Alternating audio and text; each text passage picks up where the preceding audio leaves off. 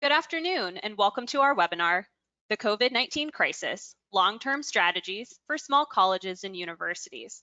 I am Emily Ansnick, Assistant Director of Programs at AGB. Just a few notes about how to make this webinar as engaging as possible.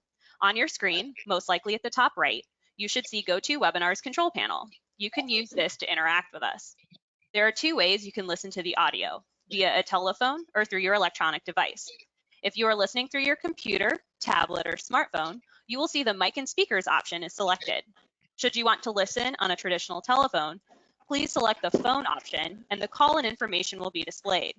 Please note that due to the number of attendees on the webinar, all participants have been muted.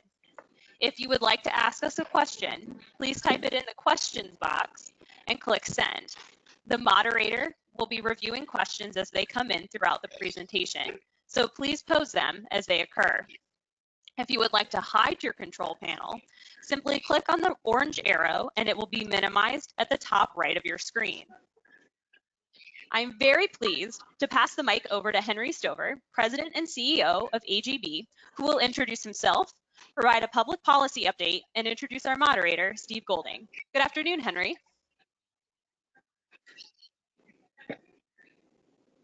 Thank you for the introduction, Emily. It's good to be with you all today. And thank you for our over 1,400 registered participants for joining us today. We have a great lineup, and I have no doubt that the panelists will share helpful and insightful information about the COVID-19 crisis and its impact on higher education.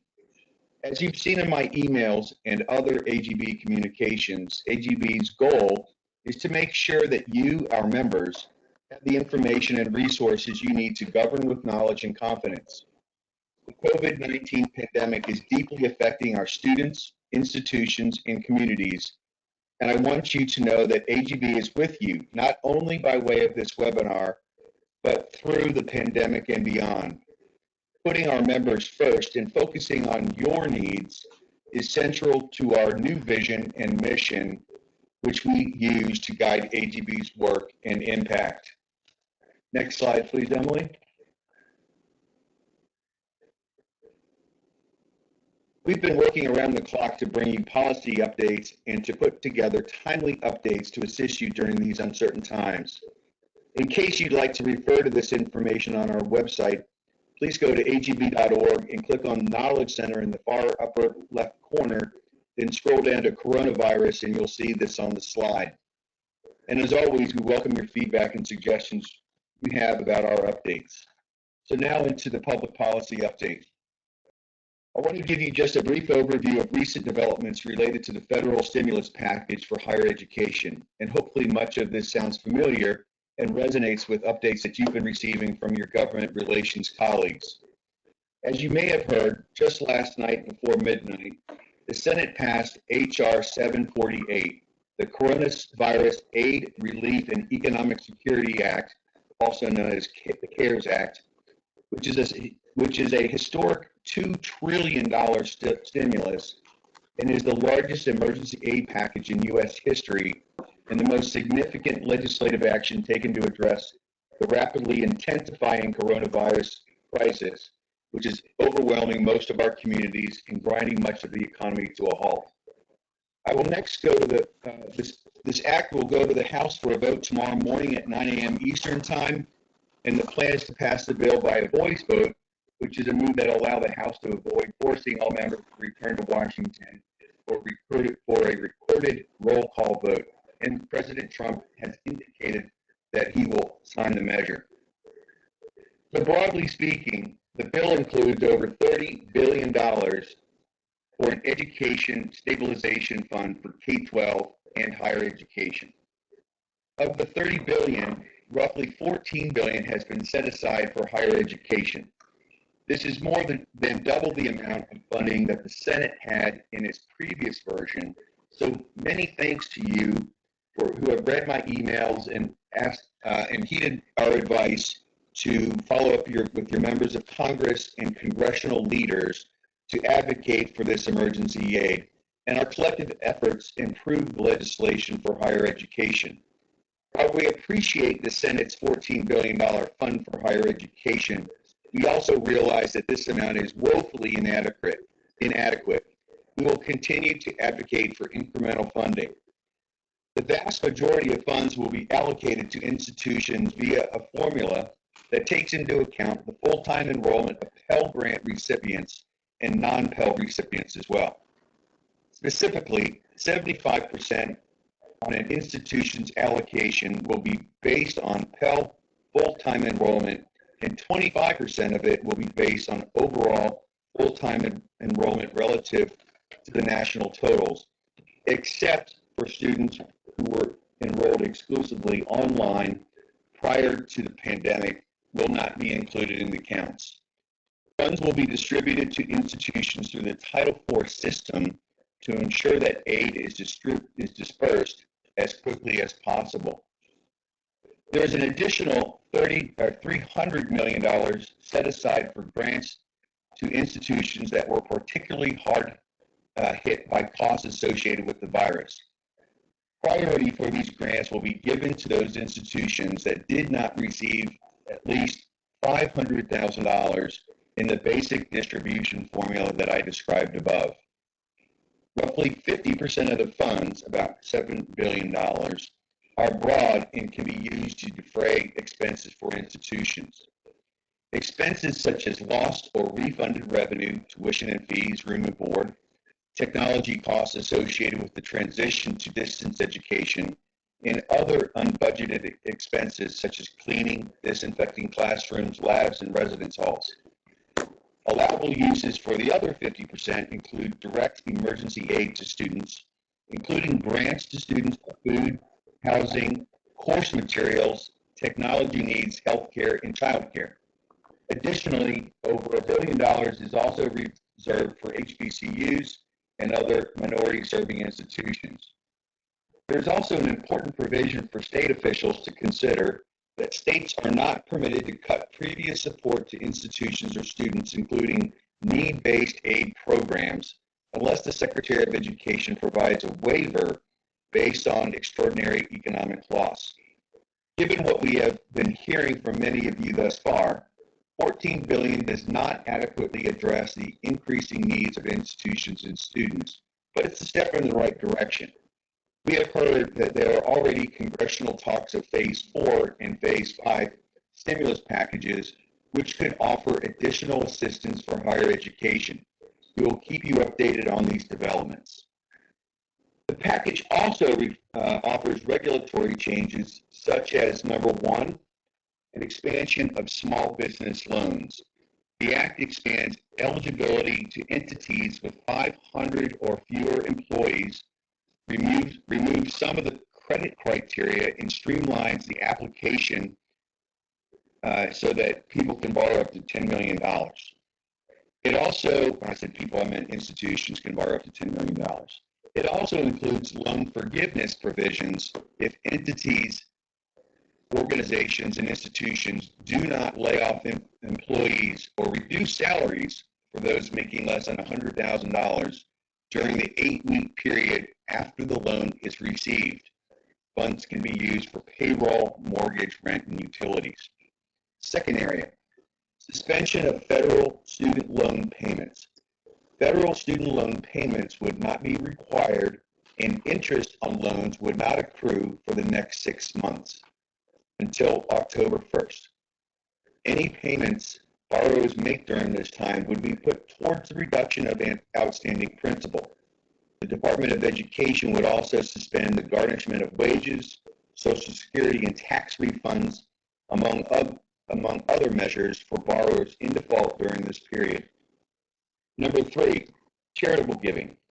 The Act also includes a provision that allows up to $300 to be deducted for non-itemizing taxpayers, the majority of U.S. taxpayers. And this was brought forward by Senator James Lankford of Oklahoma, who had sponsored the amendment that also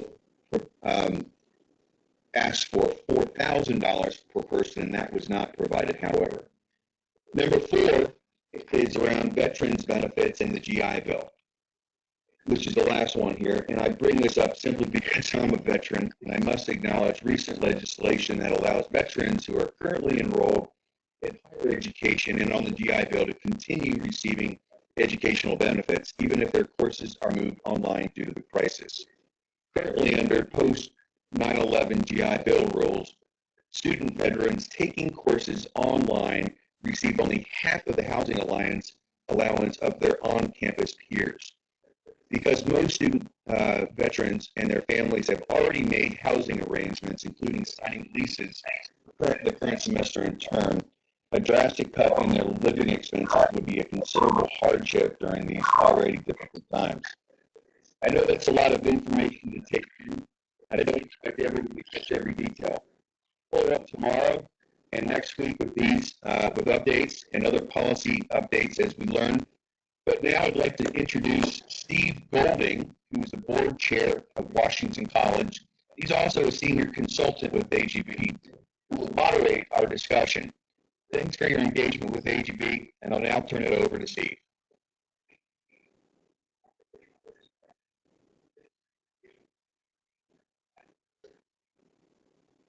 Thank you, Henry, and thank you for the update. Your leadership at AGV on this very important issues in this extraordinary time is greatly appreciated. We have three segments to this presentation. The first one will look at the long-term approach institutions are taking to potentially address the impact of COVID-19. A second segment will try to drill down and look a little bit more at the specifics around the budget process, cash flow issues, fundraising, etc., as identified on the screen in front of you. And then finally, I think we step back and look at this broader issue. We can ask the question, is this a watershed moment for small liberal arts colleges and universities in this country today? We have a panel we've pulled together that I think will be very helpful in stimulating the conversation and in bringing, highlighting some issues that maybe help the attendees to think more broadly about what may be affecting their institutions. This presentation, I think, is timely. The Moody's just recently put out an updated assessment for higher education, which will come up on the screen in a minute. And as you can see, they've changed their outlook from stable to negative. And you can also see the issues that are out there are ones that I know many of the attendees are probably already thinking about. But it's a worthy reminder of the challenging time that we are facing and why this conversation is so important today. And with that, I now like to turn to the knowledgeable panel that we have assembled today, and I am going to ask them to introduce themselves, beginning with a little bit about their background, their institutions, and maybe highlighting some of the short-term strategies that they have considered, particularly in the early stages of this situation. And if I could start with President Campbell, that would be much appreciated.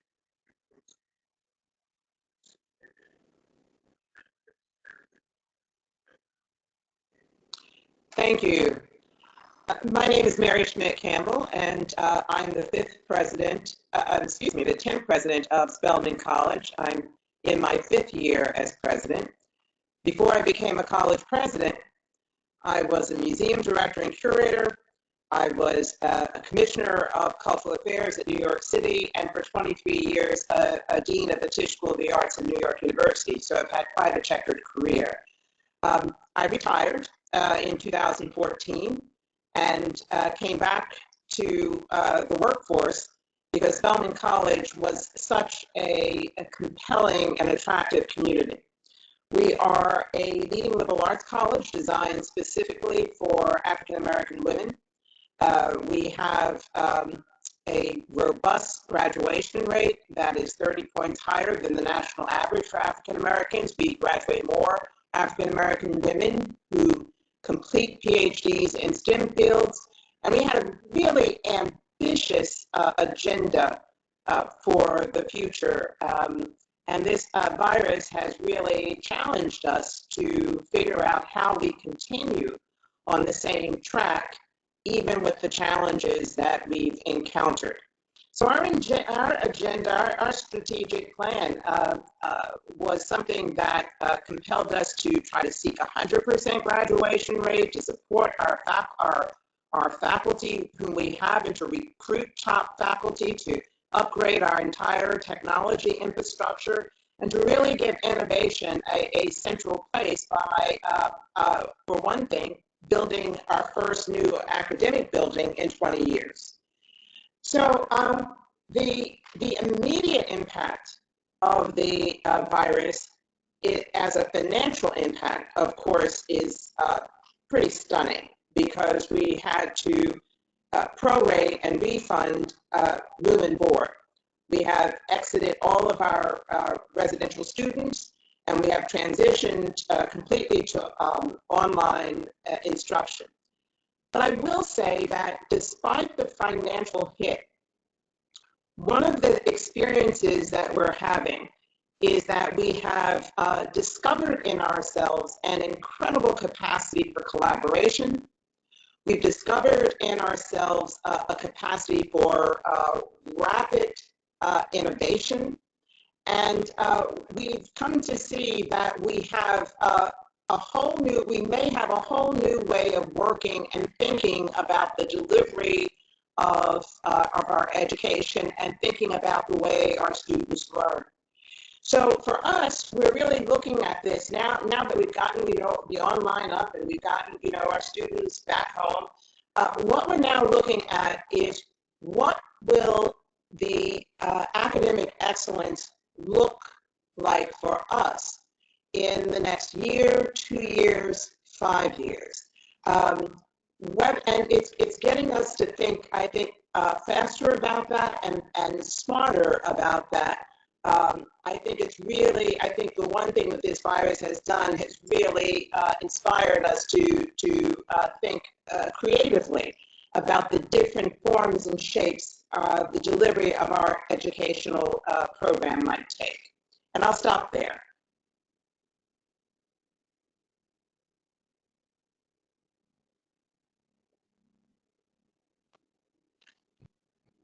Thank you, President Campbell. President Davis?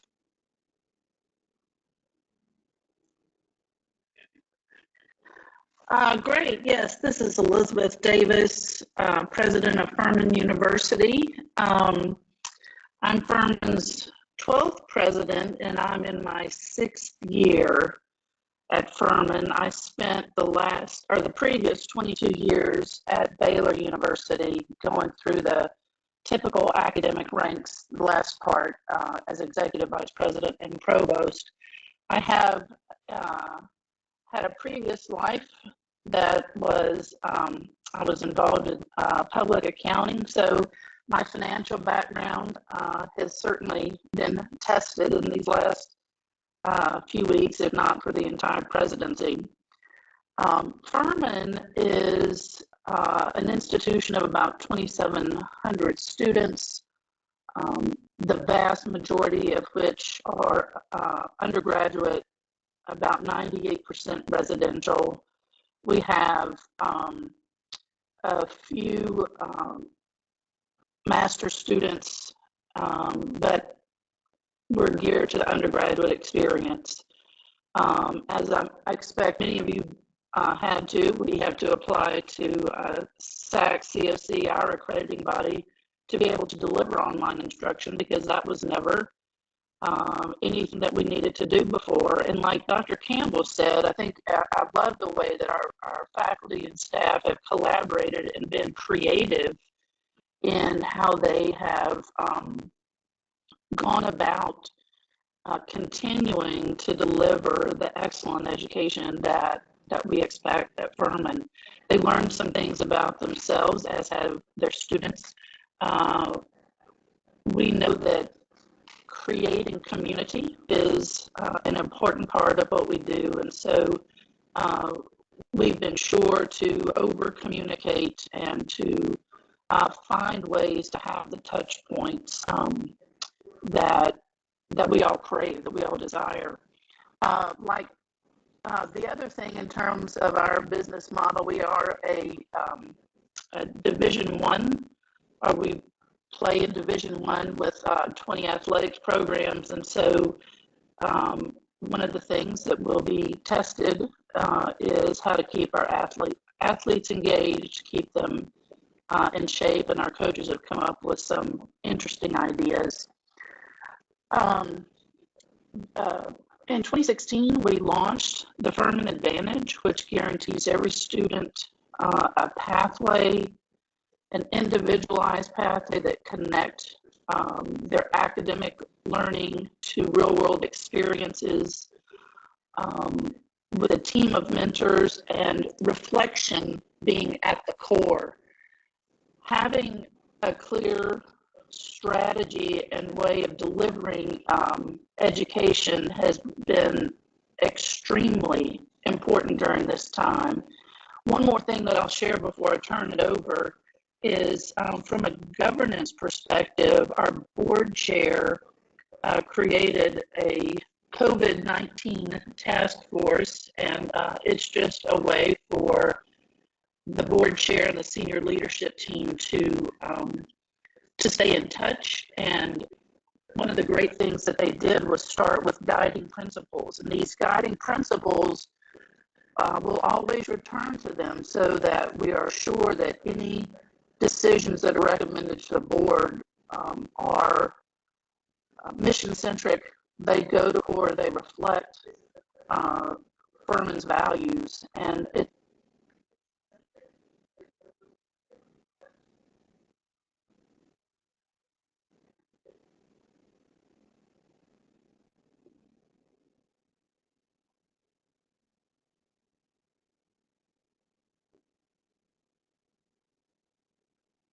Thank you, President Davis. Now, Trustee Mendez.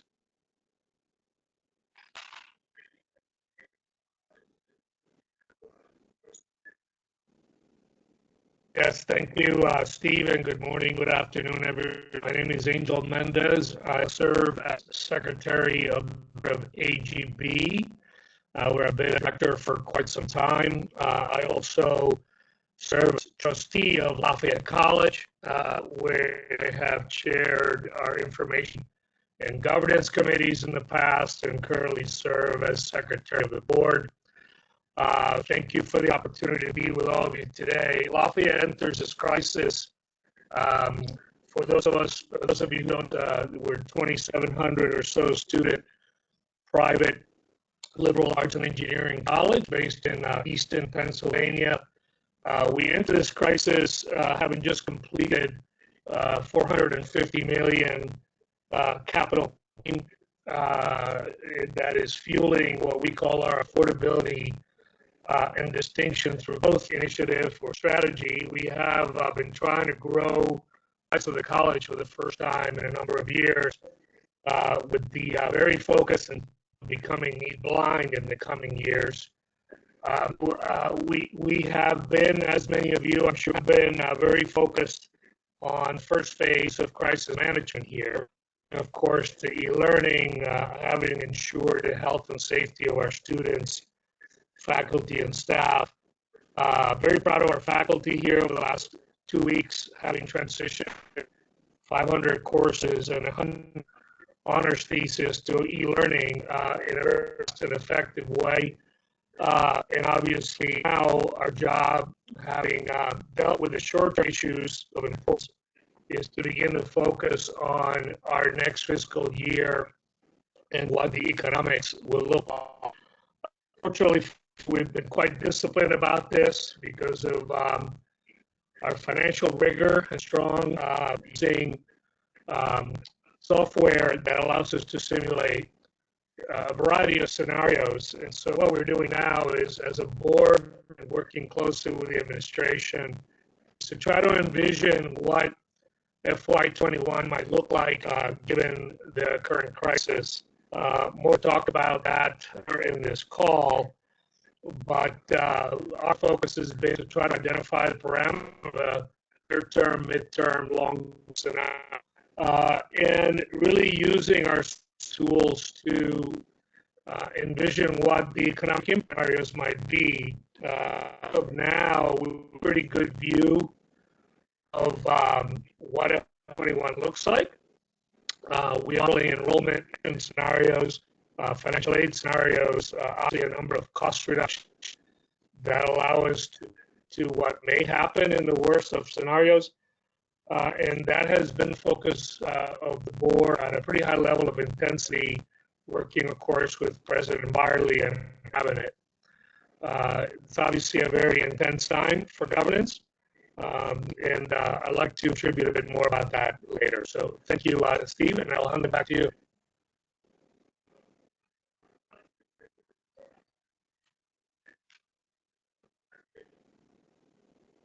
Thank you, Trustee Mendez. I'd like to now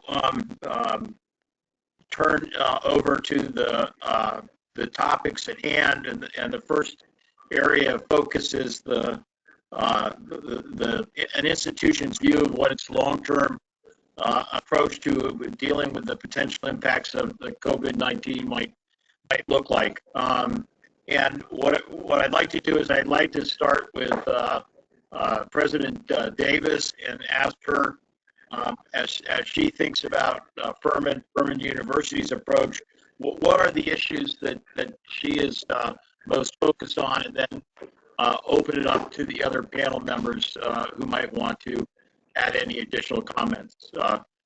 President Davis? Great, thanks, Steve. Really, in terms of what we're focusing on for long-term planning is doing like what Trustee Mendez said in terms of modeling scenarios to see really just what, kind of stress test every part of the institution. Because we have clarity around our strategy for education, we're looking at everything through the lens of a value proposition, and one that was actually tested a few years ago to be sure that we are delivering actually what students and their families desire. And I don't mean like you don't have to take calculus, they don't really desire that, but the best ways to create the education that small institutions like all of ours are known for. So that means we're going to have to take some really hard looks at other aspects of our business model. I mentioned Division I athletics. And while I don't expect any drastic changes to come out anytime soon, it is a conversation that needs to be had. And there's a lot of emotion. So I think what you're going to find at your institutions is that emotion is going to interfere with, especially among alumni, with this very uncertain future. But it also has brought about a time that we can evaluate what's going to be the best for success. I've spent a lot of time educating the board on what our business model looks like, and even talking about what a business model is in terms of the revenues that are generated and how the money is spent. And I know that sounds kind of silly because we always go over our financials, but to get their trustees and our senior administration and the faculty and staff to understand that it's the value that's going to drive what tuition students are willing to pay, and we have to have real clarity around that. And so really those are the issues, Steve, that we're working on together. We're also being located in Greenville, South Carolina. It's a growing place, and we are looking for different ways to engage and take our educational expertise beyond the undergraduate. And that, again, requires breaking some long-held beliefs about what Furman is and what Furman should be. And but we're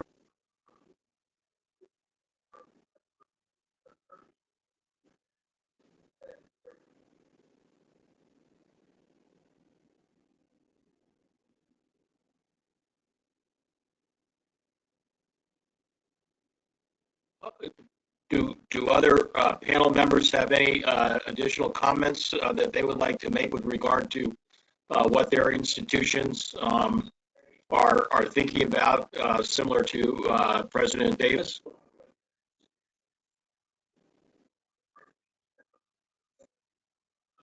Steve, I can jump in with Yes, some thoughts Steve, very I would like to quickly. make I a think what's comment. important. One of the things that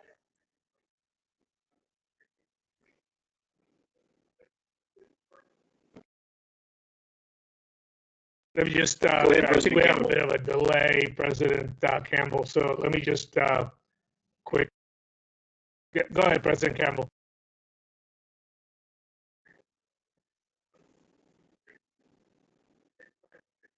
Okay. Yes.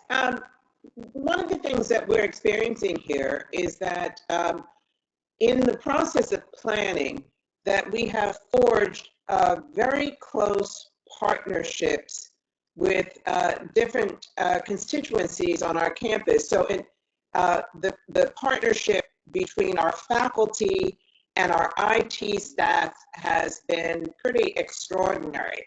And so we're understanding that as we're planning the future, we're taking advantage of the fact that these new collaborative partnerships are forming. We've had really great feedback from our student body. And so as we are going through our first week of the learning experiencing, we're getting that feedback from students so that we can really hone and sharpen the strategies that are working for us. And we're finding that faculty are reporting back to us really exciting new ways for them to be able to offer their classes. Ways for getting students to form collaborations within their classrooms, and ways for creating community that is digital and virtual that becomes a learning environment. So as we're doing this planning, we're also taking everything that we're learning during this period to help us think about some of those scenarios moving forward.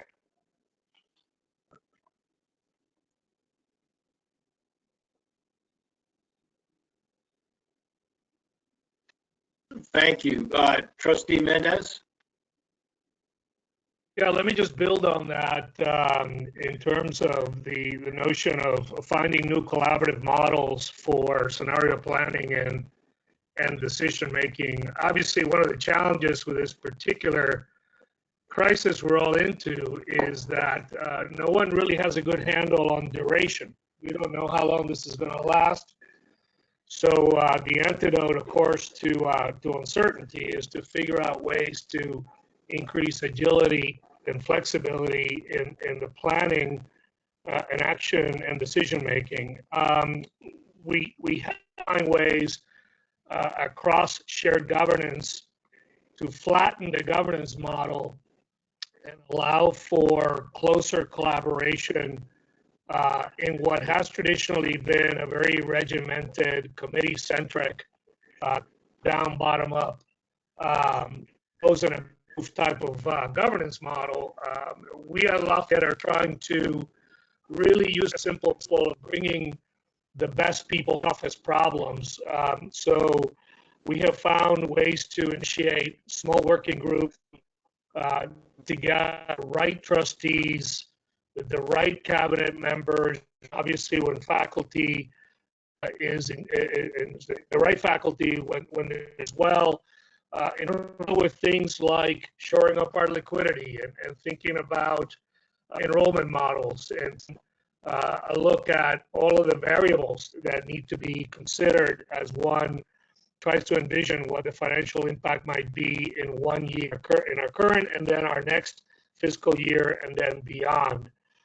So I would just urge that presidents and chairs and boards in general think new collaborative ways of governing at this time to increase speed, increase communication, and find a different collaboration. Steve, would you let me hop in here real quick and respond to Trustee Mendez's comment about flattening the governance model, and I wrote that down. I was just talking to our faculty chair today, and he has been working with a smaller group as we accelerate the decisions that need to be made. And I think our faculty are finding out that this flatter structure actually helps things get done. They can trust their colleagues. So I agree that.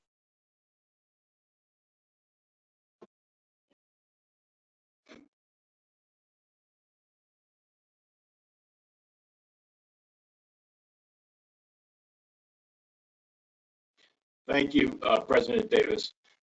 Before we move on to the next topic, President Stover, given where you sit and the number of board chairs and presidents that you talk to, are there any issues that have come to you that you'd like to add in terms of some of the thinking that's going on at the institutional level that you talk to? Yeah, thanks so much, Steve. First and foremost, building on the great comments from President Davis, President Campbell, and Trustee Mendez, and what I mentioned earlier this afternoon about the relief, I want to make sure that everybody realizes that institutions can count and should count on some amount of relief from Washington, but clearly it will not be enough to cover your revenue shortfalls and incremental expenses. What I've been hearing from our members, and I had several calls this week, and they span the discussions span kind of two areas primarily. One is forming crisis communication teams, and many of you, if not all of you, have done that, that meet daily, sometimes twice daily, to revisit what has been discussed, what are the questions and things of that nature, because this is clearly an unprecedented environment and communication is essential, absolutely essential. And so I would encourage you to do that if you haven't, and I'm sure many of you have, once, twice per day. The second part of those conversations stems around strategy. And President Davis, you mentioned this as well in your comments within the context of value proposition, which is something that I have been speaking about a tremendous amount over the last 9 months since I've been with AGB. And it's around what do you do? What does the institution provide? How does it provide that? And how does it link to workforce preparation and desired student outcomes? So clearly student outcomes can be different. They're not all workforce related. But I think as we work through this environment, there's going to be much more scrutiny around outcomes as opposed to more generically centered around creative thinking and things of that nature. So that is very important. And I think institutions, as President Davis mentioned, need to be a little bit more specific. And this is where the board comes in. And the board's role to oversee the affairs of the institution can help the president, who is navigating this crisis in a crazy speed of time, to make sure that the strategy that unfolds as we get through this crisis is sharp and strong to develop winning students at the outcome. There's a great article that I read a couple weeks ago in Forbes called Employer You, and many of you have probably read it, but it really is grounded on the fact of how has the institution delivered value in the past? How should it or could it in the future, but in partnership with entities around you? And I thought it was interesting how the Dallas Cowboys partnered with a local institution to create an MBA program for their stakeholders, and how State Farm is underwriting a program as well. So it's these public-private partnerships that can bring incremental cash flow to bear to provide distinct, unique value for your students. So let me turn it back over to you, Steve, to continue the conversation.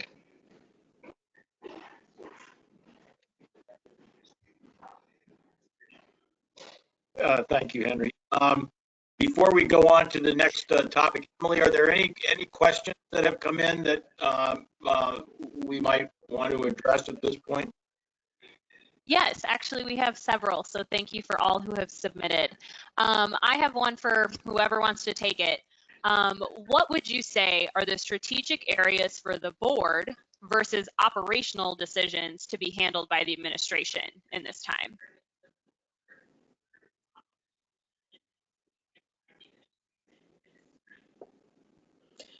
I think that certainly for the board, there are several areas to keep an eye on.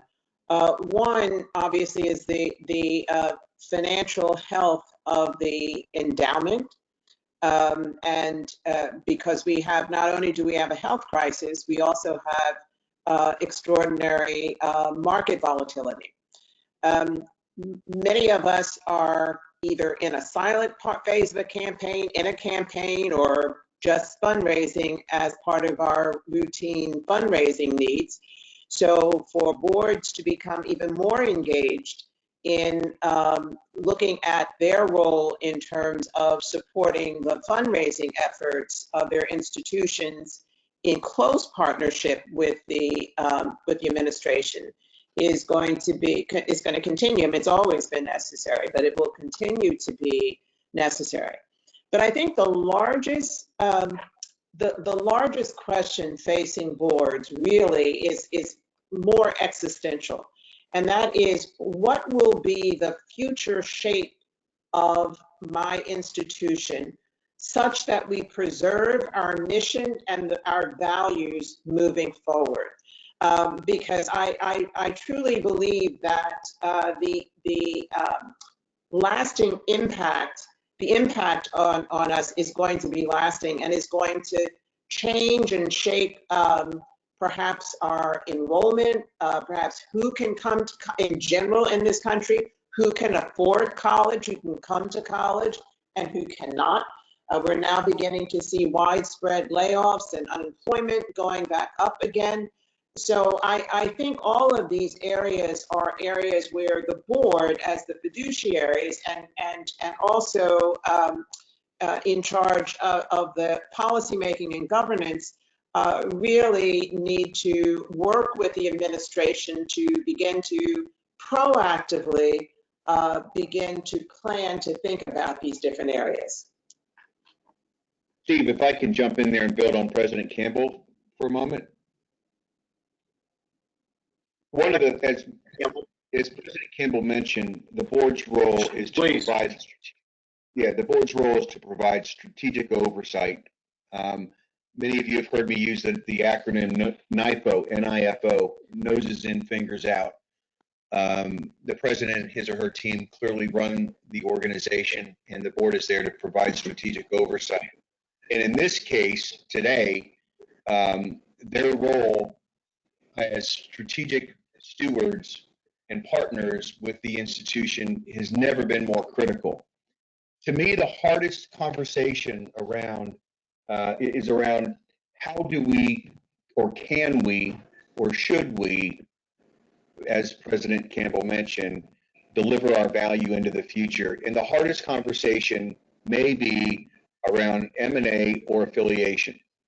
And many of our members that are on this call have engaged with AGB to strategically plan out a path forward in that degree, in that regard. And that is the hardest conversation I believe the board will ever have, because it may not mean what you just said, President Campbell.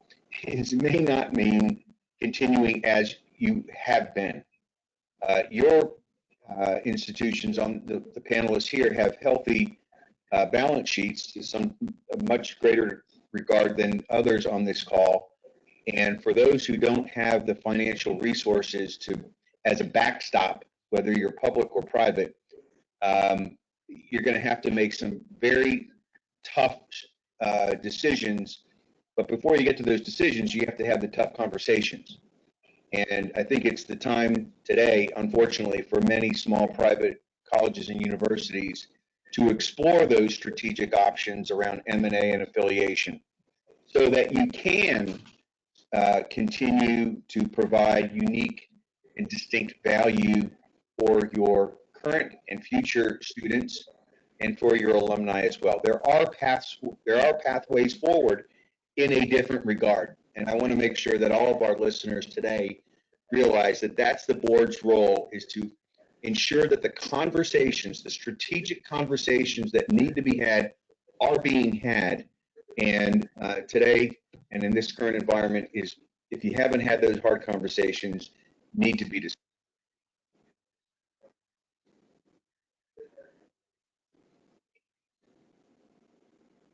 Back to you, Steve.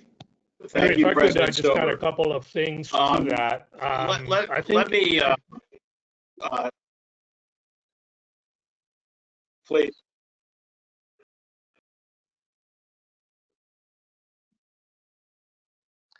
Yeah, sorry, briefly. I think it's important to keep in mind on the question of what boards should be doing now. I'm going to keep a time frame in mind. I think near term, one of the most important things boards could be doing is ensuring that the right talent is being shared and up to the right problems. I think it's important to recognize that this type of crisis is really outside of the experience base of most cabinet members. In fact, most people in general, including most board members. So to try to sort of point expertise and talent to the near and midterm scenarios is critical. To your point, Henry, about asking the right questions, I think this crisis will represent a strategic reset for most institutions, even to those that are healthiest when it comes to endowment balances and mental strength in general. So as the tactics are applied to the short term and begin to what the next academic year will look like, I think it's important to then turn the attention to what is that long-term strategy and how does the board ensure that it's doing its principal job, the long-term sustainability of the institution.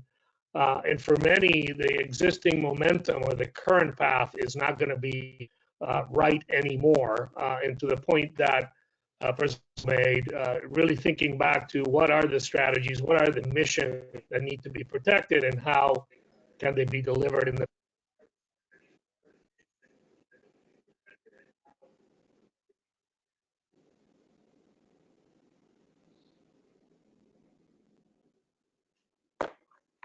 Thank you, Trustee Mendez. Let us, Emily, is there another question that you think we should address? Yeah, so I guess I know we've been talking long term, but what are you doing to support faculty and students who are not able to have reliable internet access in these times?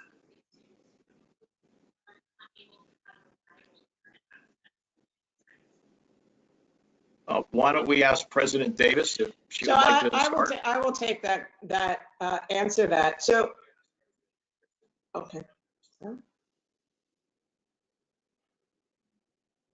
That's okay, Mary, go ahead.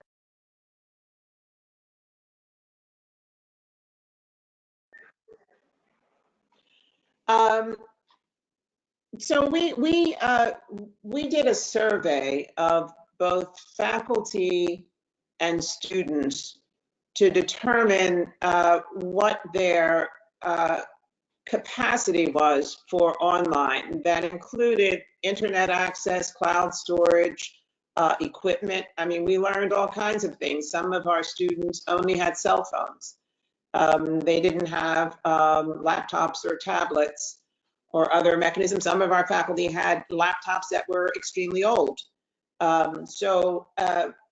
During the week that we extended spring break, we really tried to assess as best possible how we could step in and provide hotspots, equipment.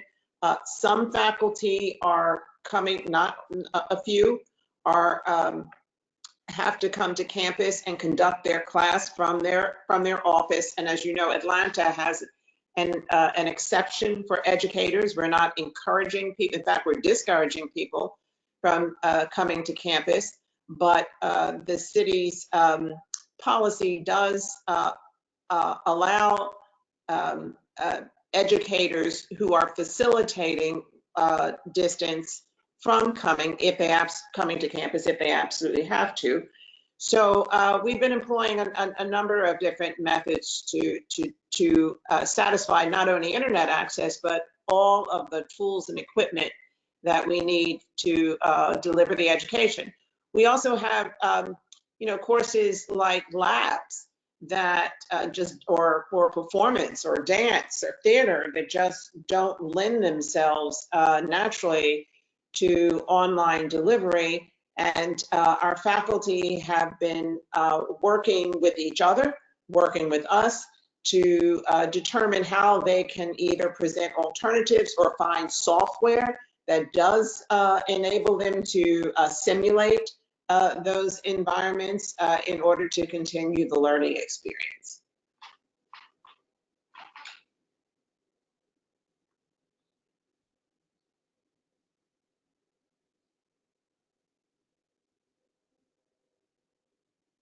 Thank you, President Campbell. President Davis?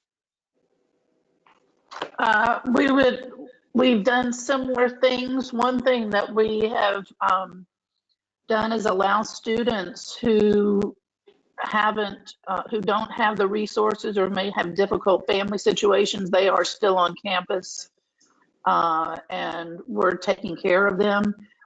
Let me just extend this. This has been a time where we've learned a great deal about our students, and I think some of it the students aren't particularly hadn't intended to share, but this crisis has really allowed them to reveal some of their struggles, whether they're home or family, and it's been an opportunity for us to really reach out and be helpful. I mean, that is our value proposition, right? For all of us that are on this particular call, one of the beauties of being small and caring about our community is that in times of crisis, we can really care about them. So we work individually with students and with faculty and staff to ensure that everyone's getting what they need.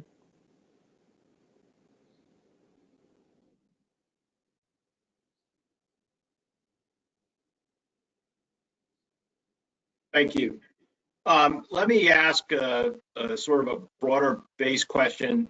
We've talked a lot about governance. We've talked a lot about the long-term view on strategy, but there is also the day-to-day stuff that institutions have to take care of, whether it be passing a budget for next year, what their enrollment strategies and financial aid budgets might look like, fundraising, et cetera. I'm wondering if, President Campbell, if you have any thoughts about any of those issues with regard to specific strategies Spelman's thinking about that might be of value for the people listening to the call. Strategies related specifically to what, Henry, or is that Steve? What you're thinking about? This is Steve. Okay. Strategies related to thinking about your budget for next year, et cetera.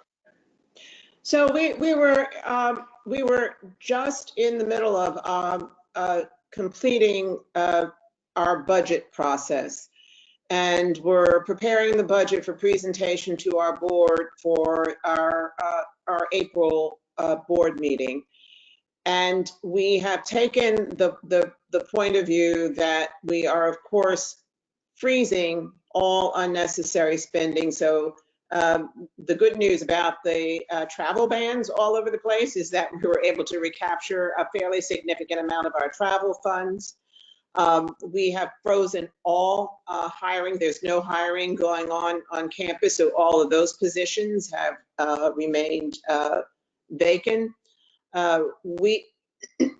So we have also, we're also part of the UNCF, and we're part of the group that made a particular appeal to the federal government. So I'm very pleased to see that there will be an allocation for HBCUs. So we're hoping that that allocation will also help us. But we believe that from now till the end of our fiscal year, we will be able to get to our targeted balanced budget. For us, the real challenge is what will happen in the future. What does this mean for admissions?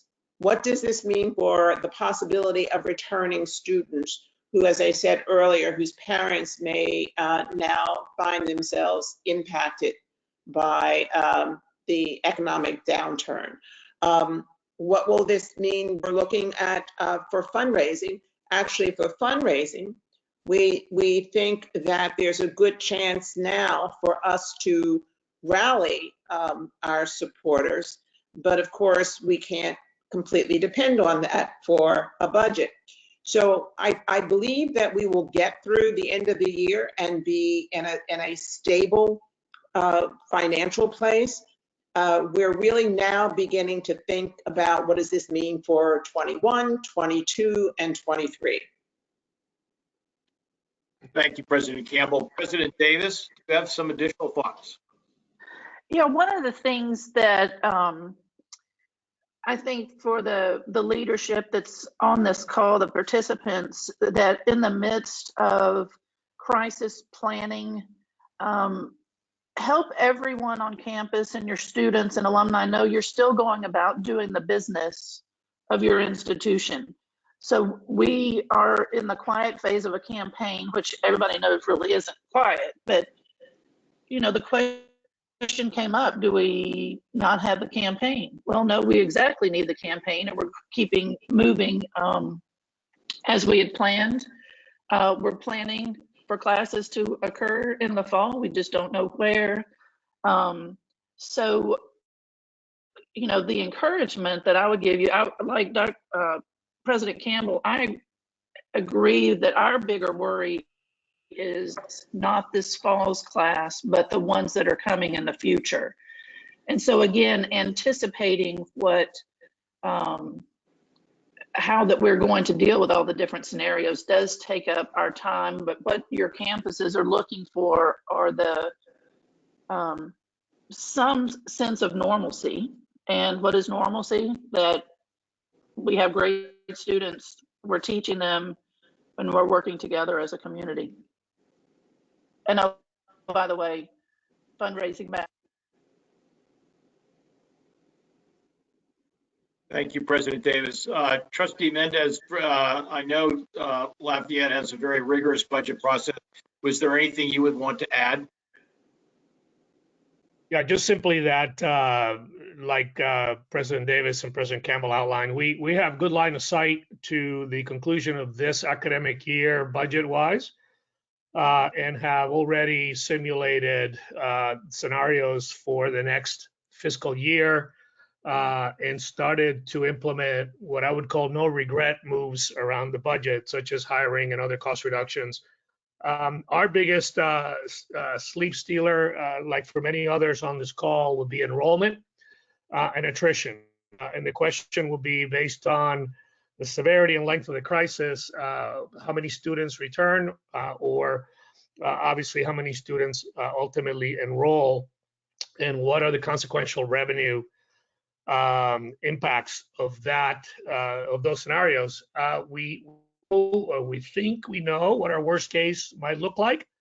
We don't have it completely closed in terms of expense gap reduction gaps to bring the year to a break even, but we know roughly where we need to be depending on what manifests in terms of enrollment.